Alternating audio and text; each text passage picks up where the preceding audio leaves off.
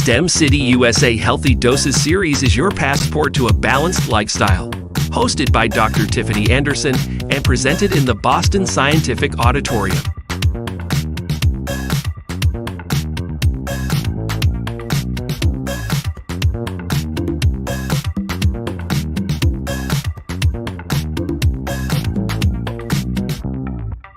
And now, Dr. Tiffany Anderson. Hey, good morning, everybody. Happy Saturday, and welcome to another episode of Healthy Doses. My name is Rayondon Kennedy, and I am your STEM City moderator for today's show. Healthy Doses is brought to you by our partners at Boston Scientific, and it is streaming live in the STEM City metaverse right now as we speak. Each week, we try to give you tips, tools, and thoughts to help you live your life to the best, to help you carry out your day-to-day in the best way possible. And we do that by listening to the wonderful advice from our host, Dr. Tiffany Anderson. Dr. Anderson, how are we doing this morning? I'm doing great, Ray. How are you? I can't complain. It's a beautiful Saturday. I almost said Sunday. Beautiful right. Saturday. I gotta get my days right. Dr. Anderson, what are we talking about today? Yes, so today we are talking about defense mechanisms. Yeah, this is a good one. Defense mechanisms is one of those things that we all have and we all share. So I just want to just start out with just picking one in particular, one that probably is the most common or the most well-known, which is denial. I want us to think about a time where we are in complete denial about something that was brought to our attention, something that others around us, right, said like, this is our experience of you or your behavior, and that we were unable to accept, right? Think about those times, right? So denial is just a refusal to acknowledge certain facts about a particular situation. I have been in denial about a lot of things, and we'll talk about why this defense and others come up in our lives, right? Why denial may be one of our primary defenses, right? When we're unable to accept the truth in the moment because of how our body responds, right? How our body is triggered by the information, and how our unconscious thoughts, our unconscious kind of adaptive behaviors kind of pop up, right? And kind of show its ugly head.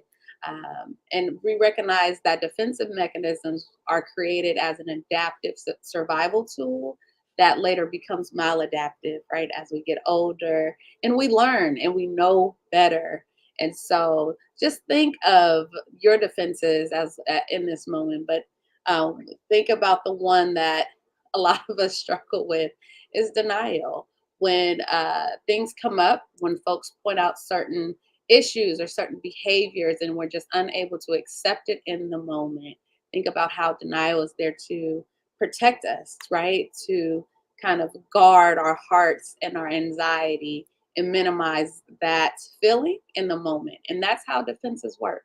No judgment. We have all done it. We may still be practicing it, but we're going to talk more about the various defense mechanisms and how they're showing up in our lives. So after this commercial break from our sponsors by Boston Scientific, we'll get back into it.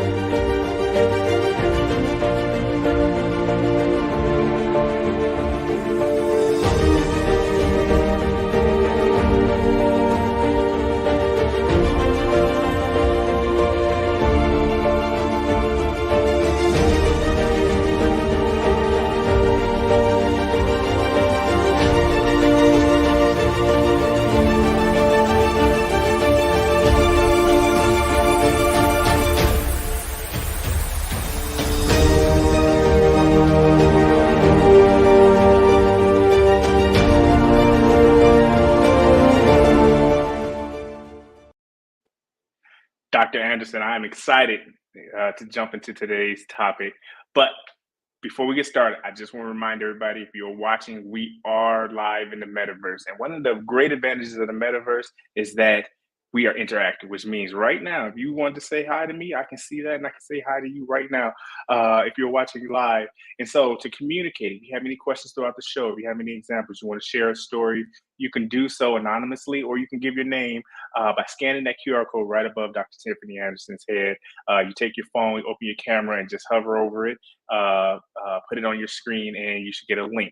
If you are watching on your phone right now, it's still fine. There's inside the comments, there is a link that I provided that takes you to the same place. And so we love to hear from you. We love to interact with you. And if you're inside the STEM City La Familia Health and Wellness Auditorium, there's a chat button. You can communicate with everybody who's watching right now. So feel free, drop us a line in the chats wherever you're watching. Scan the code. We love to hear from you. We love to answer any of the questions you have on the topic. Defense mechanisms, Dr. Anderson. This is such a great topic because I feel like it applies literally to all of us. Yeah. And whether we're old, young, you gave some great examples about denial. And the first thing that came to my mind was just like my childhood. I don't know if you know this, but I have 3 younger brothers. And so we always got into a lot of trouble with each other. And so usually when I hear my mom call my name, I didn't do it. I don't know what it was. I don't even know what it is. I don't even know what she's calling for. Right. It might just be to, pick up something off the floor. And like my first initial reaction is I didn't do it. And although I don't verbalize it now, a lot of times when I hear somebody yell, no, wasn't me. I didn't. Oh, that's not what you're asking about. Oh, okay, cool. And so it's ingrained. It's unconscious. See how it comes up? Yeah. It could be anyone calling your name, but you see how it just comes up of like, it's all unconscious. So yeah, I just want to say that. Yeah. And like you were saying, it's made to protect, because I don't know what it was, but I didn't want to get in trouble. Somebody else did it. And so, Dr. Anderson, jump into this conversation. Let's give a real definition of defense mechanisms to kind of clearly define our topic today. Yeah. So we understand defense mechanisms as a mental process, right? That's initiated to typically like control or avoid conflict or anxiety, or even the thought of like preserving one's self-esteem, right? Oftentimes this is unconscious. It usually happens on an unconscious level. Ray just gave a great example of how something can start in childhood, right? And it carries over. And so it's a mental process. It's ones that we create to minimize angst, avoid this conflict that happens within our bodies, within our minds, and to preserve our sense of self, right? Our self-esteem in the moment, because certain things can challenge that, right? And so, the example of denial, right? If I'm saying that, you're not performing well at this job, that takes a hit at my sense of self, my self-esteem, right? And so the defense mechanism of denial is a good one, because it's, naturally, unconsciously, it'll say, no, that's not me. The customer was wrong. The boss is jealous of me. My colleagues just simply hate me because I'm the best at what I do, right?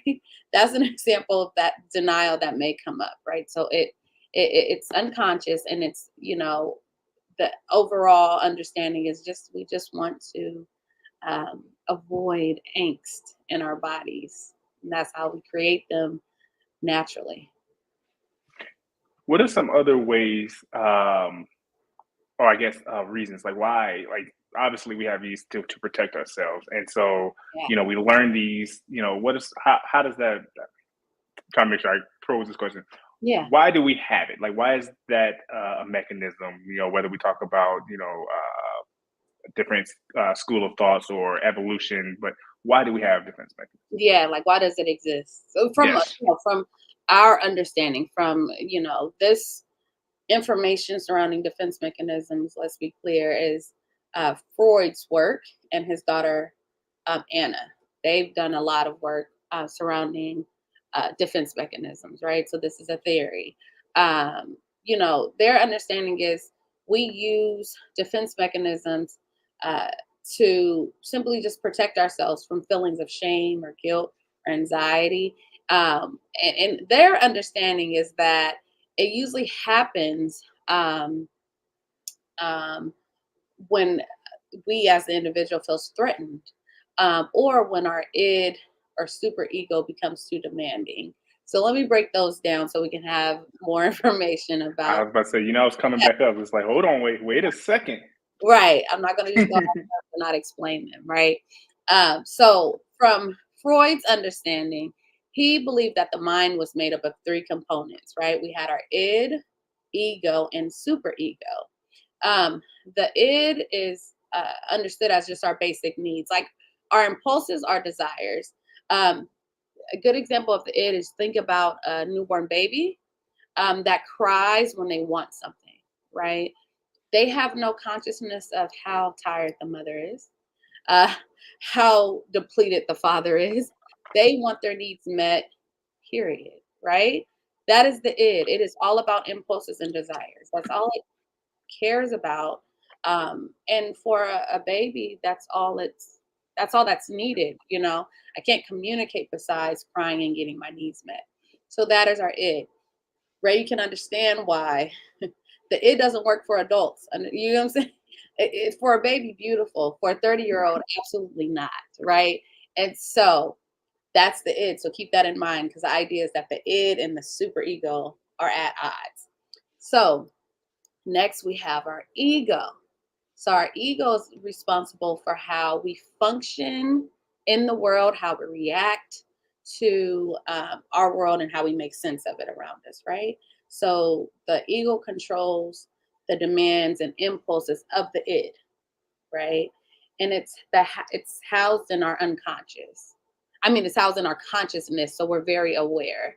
Um, you're very aware of how you operate and navigate in the world.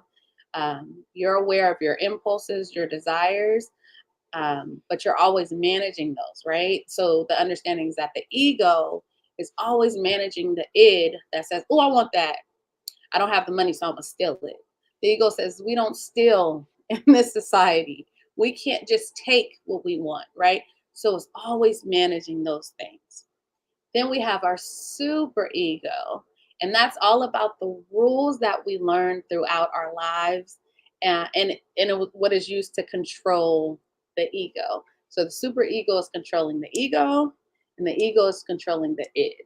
The super ego is also the home to the expectations of the ego, right? So the way we should behave and think.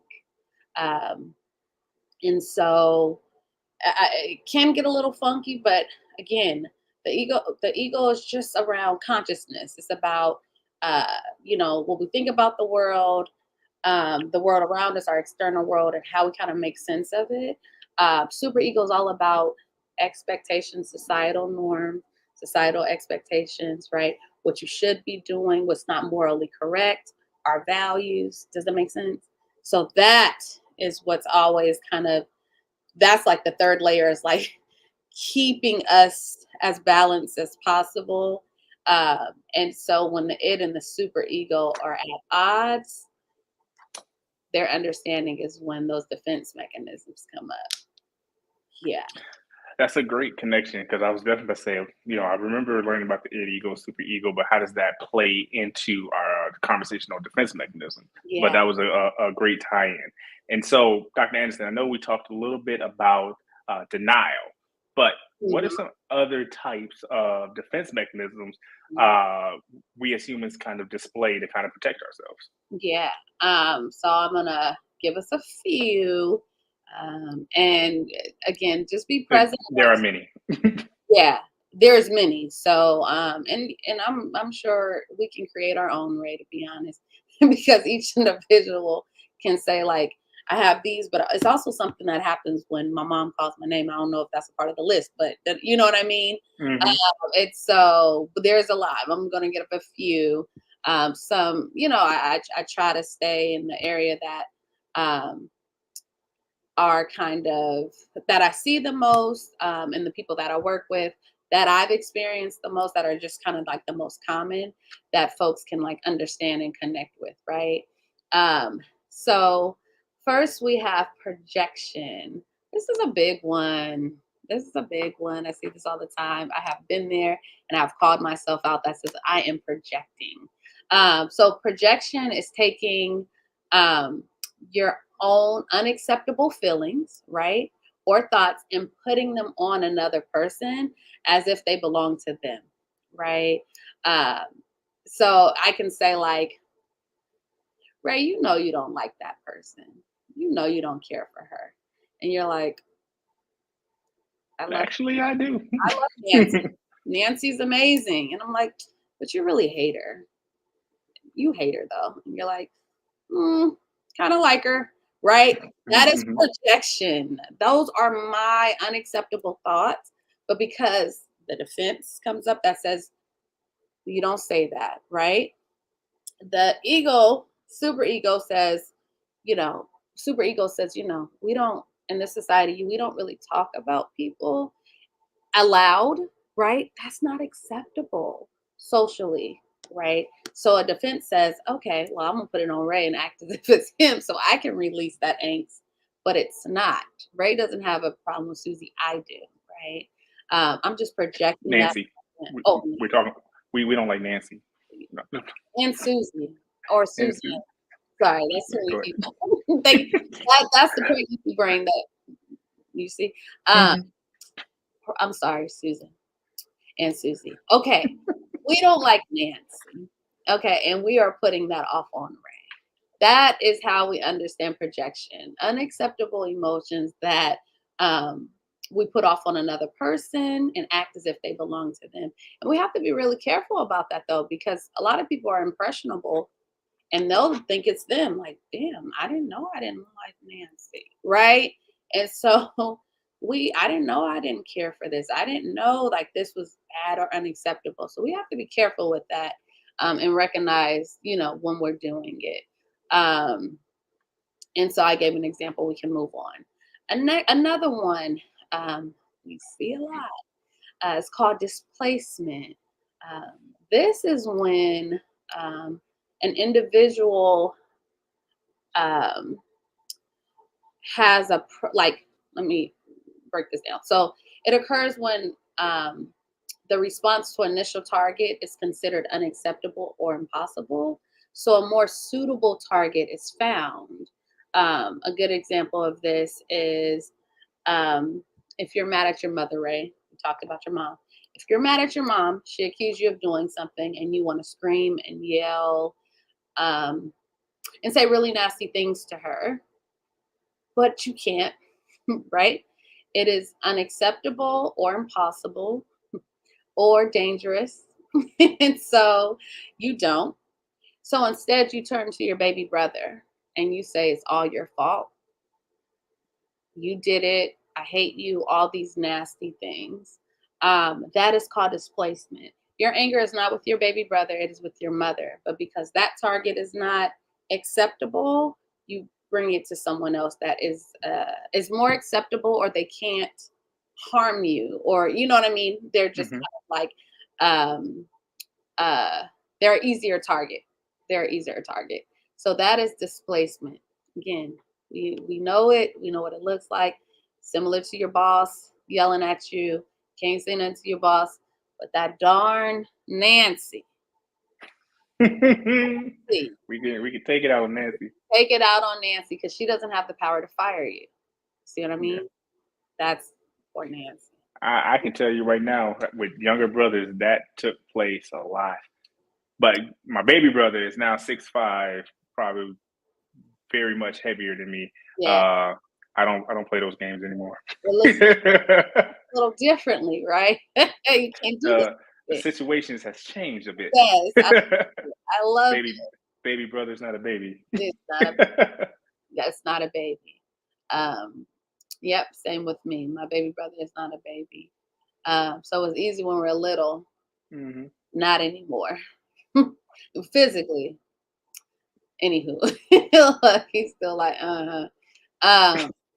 So another one is repressing. You see repressing, as kind of like someone repressing like a memory or a feeling or a thought that is like no longer accessible in the client's consciousness. So it's not that these things don't exist, um, because they do, but the client is just not conscious of it. So it may show up in like dreams, or flashbacks, or thoughts of other things or people or objects, but they're not conscious of the actual experience. Um, and so we see that a lot with like trauma. Someone that with a lot of trauma oftentimes has like gaps in their childhood because they blocked out certain things. So certain events or certain experiences are just not conscious anymore. And so it can happen. You can see certain like flashbacks, or they're watching something and then they get a flash or image of something that is in their unconscious that is kind of trying to come up. Because again, it doesn't mean it doesn't exist. It just means that it's not conscious in the moment. So we see repressing. We see that a lot. And again, a lot of times around like trauma. And so we're going to jump into our commercial break at this moment. But when we come back, we'll give a few more examples and jump right back into it.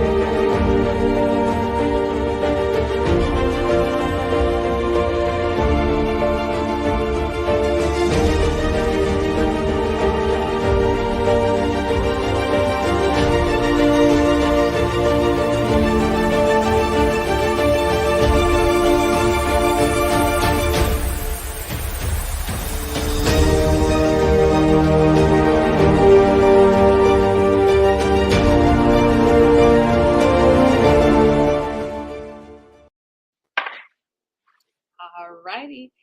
So sorry, Ray. Sorry, I had the wrong setting. Right. So, welcome back, everybody. We are right in the middle of a great conversation on defense mechanisms. And before we went to break, we were talking about the different types. And so we talked about projection, displacement, and repression so far. We talked a little bit earlier about denial. And Dr. Anderson, let's go through a couple more, just to kind of give you examples of defense mechanisms and kind of how they show up in our everyday lives. Perfect. Yes. So let's give a few more. I'm actually really enjoying these because I see them in everything I do. We talked about denial earlier. We recognize denial as a refusal to acknowledge certain facts about a situation, right?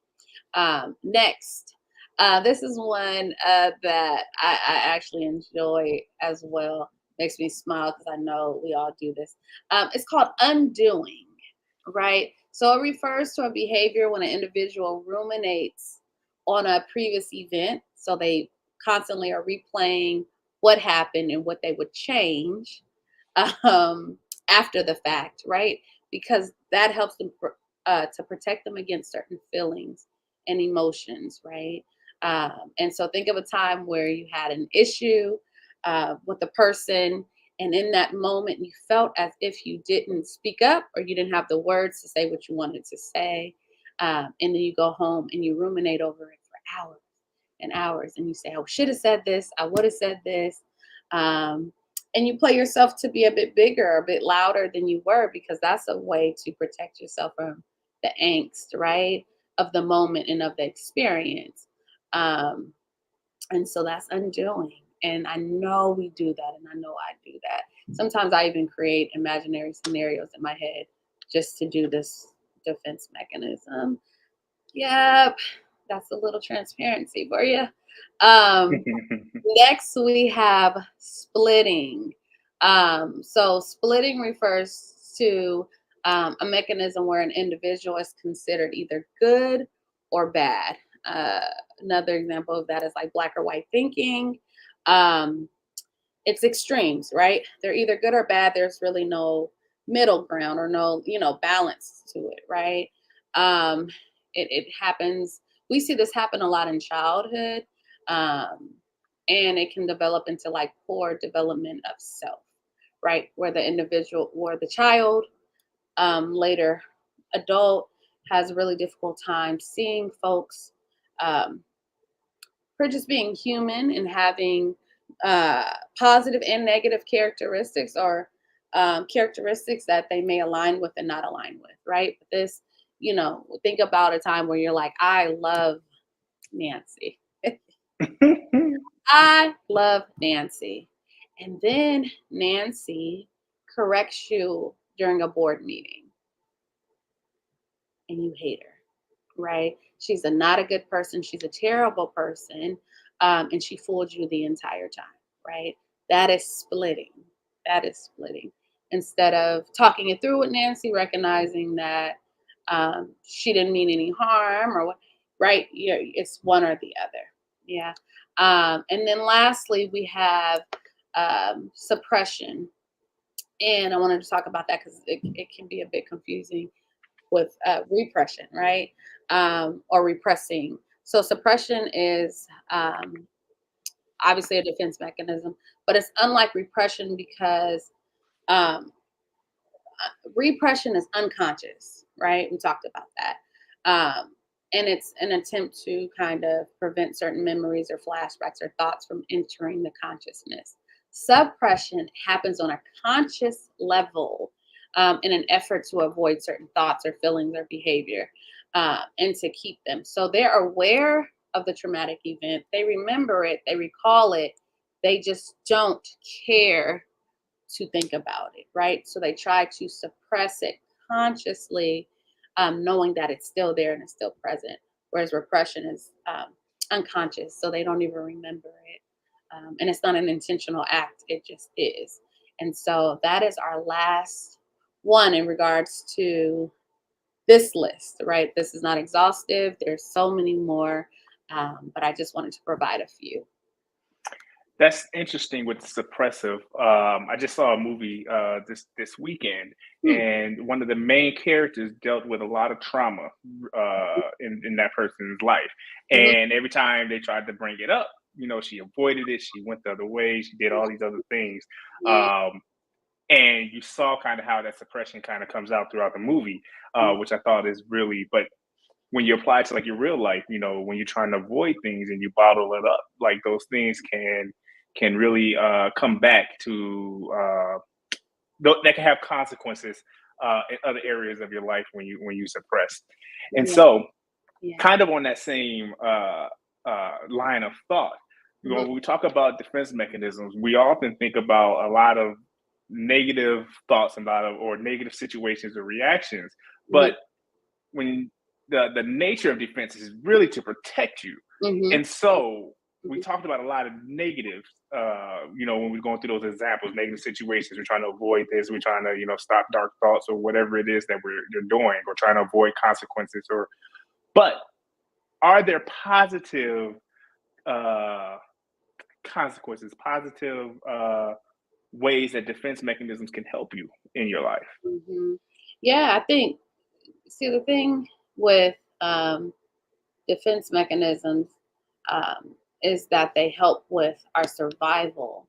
So they oftentimes come from a place of survival, right? Hmm. I said earlier when we started, defense mechanisms they begin adaptive, and that just means it helps us to um, recognize our environment and change accordingly, to what we need to survive.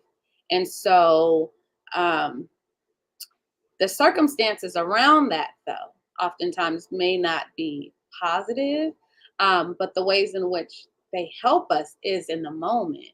Because if I have a tumultuous kind of household or things like that, I may learn how to utilize my words well. I may learn how to people please.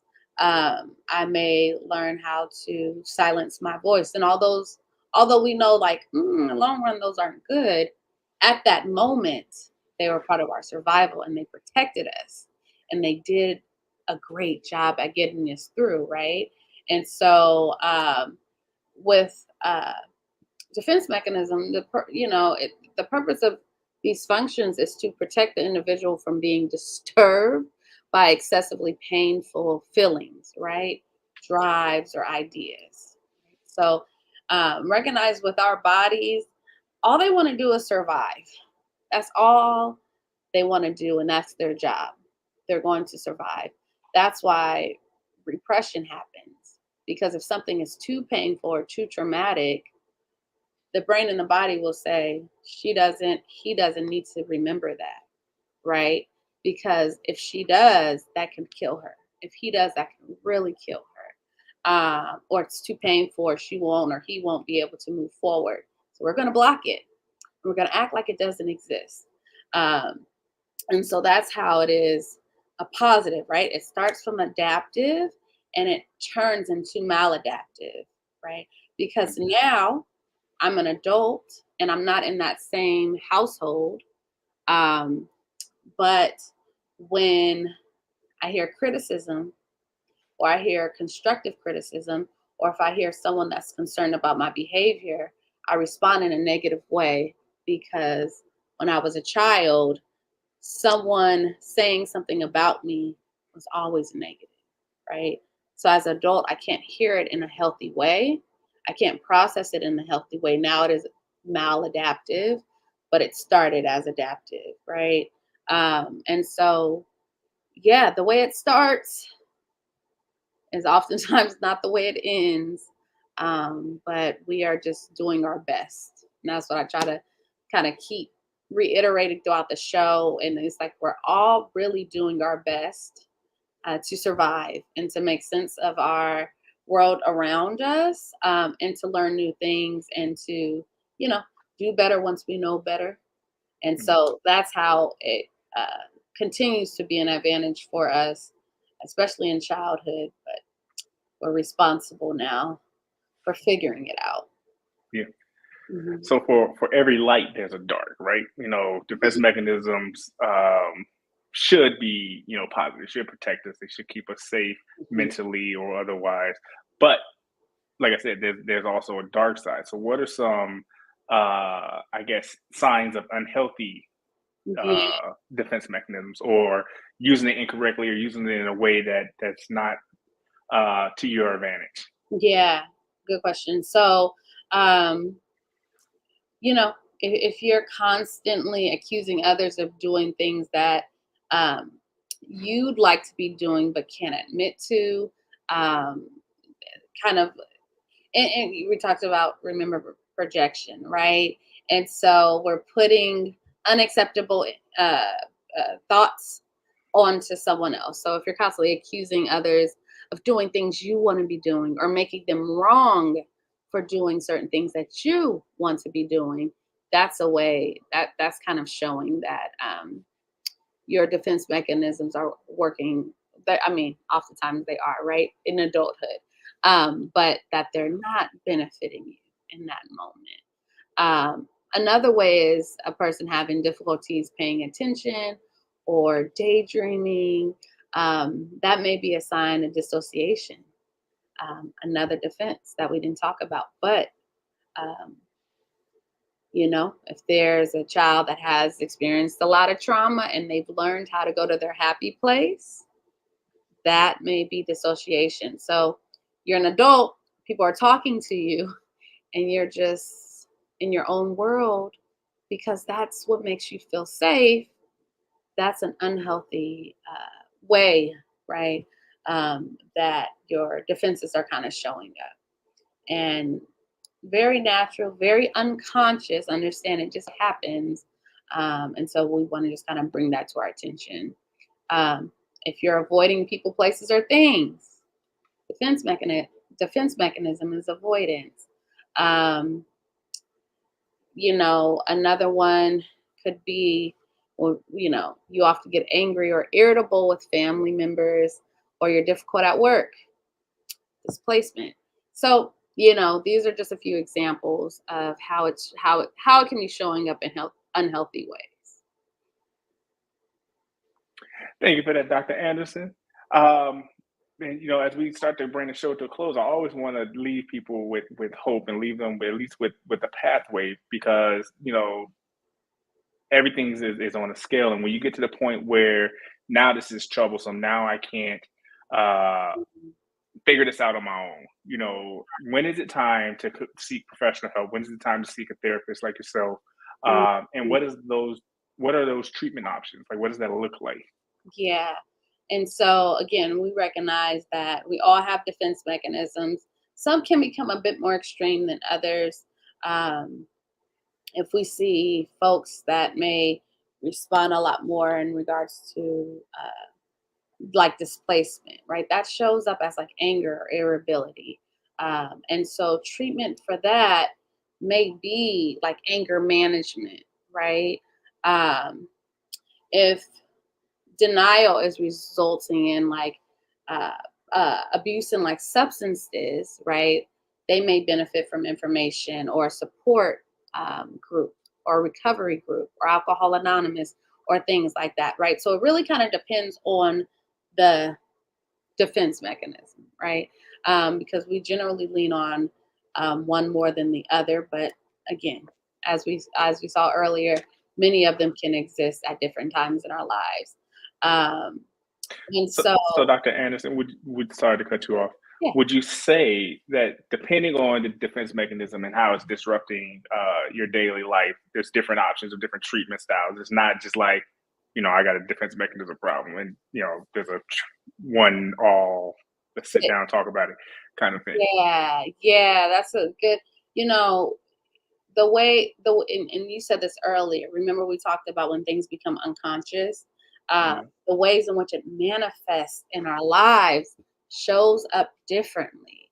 And so, again, if we've had certain childhood experiences that we're not addressing, that we're either suppressing, regressing, all those things, that doesn't mean that the information or the experiences cease to exist. It just means that it's on an unconscious level. And when things are unconscious, they'll manifest themselves in other ways. So it can show up as irritability or anger or anxiety or depression, deep in sadness. It can show up as promiscuity. It can show up as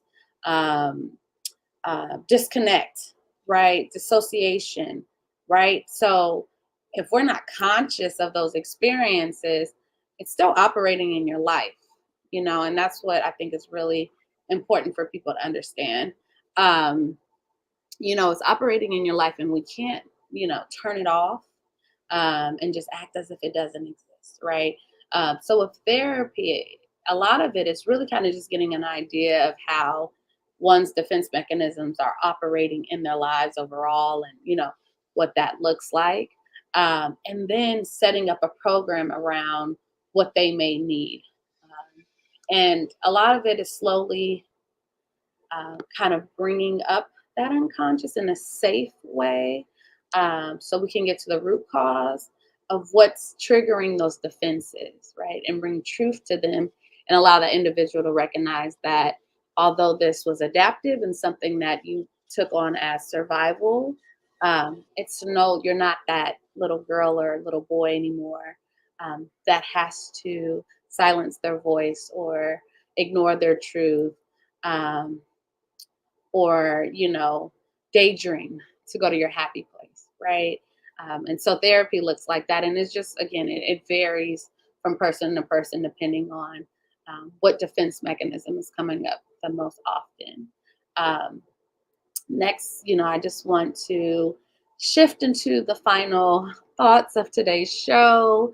First, I just really hope this was helpful. I hope that It really kind of gave light to how we as humans are not alone, number one.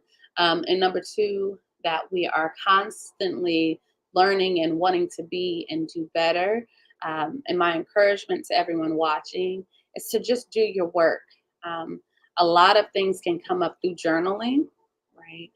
You don't have to have a prompt to journal. You can simply just sit down and write out your thoughts, your feelings, your behaviors, what you want to change, your intentions, right? And listening to your inner child and letting it come up and what it needs to say, because that's how we awaken the unconscious. Because again, it's still there. We just have to give light to it. Okay. So thank you for joining us. Thank you for being here. Thank you for being present today. Next week is our final show for the time being. As we know, I am prepping for motherhood.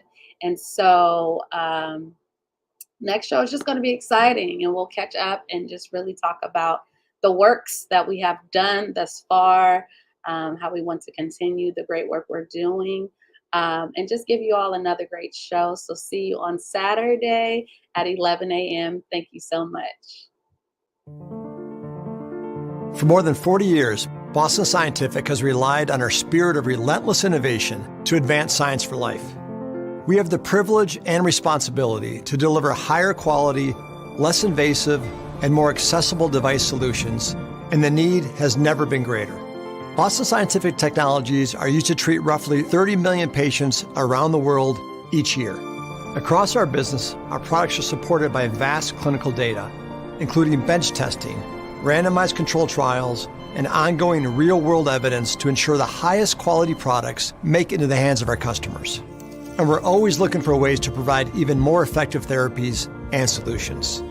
We invest over $1 billion annually in research and development to sustain a robust pipeline of meaningful innovations. We continuously strengthen our manufacturing and operations capabilities with artificial intelligence and advanced microelectronics to create devices that are smaller and smarter. And we're collaborating with our medical partners and physicians to advance digital capabilities with remote device support and a broad scope of training and education programs. Advancing science for life is also about supporting our employees and the communities in which we operate. Now more than ever, we rely on our values to guide our company as a global business and as a global corporate citizen. We're working to help confront healthcare inequities and social injustice, not only with financial contributions, but through volunteer service, advocacy, and expanding market accessibility. We're also focused on environmental initiatives that move us towards our goal of becoming carbon neutral by 2030. The unmet needs are great, but the future of healthcare is bright. Our innovation centers provide a place to explore opportunities, examine solutions, and see what lies ahead for medicine. Together, we can continue the relentless pursuit of innovation to help everyone live longer, healthier lives and make a difference all over the world.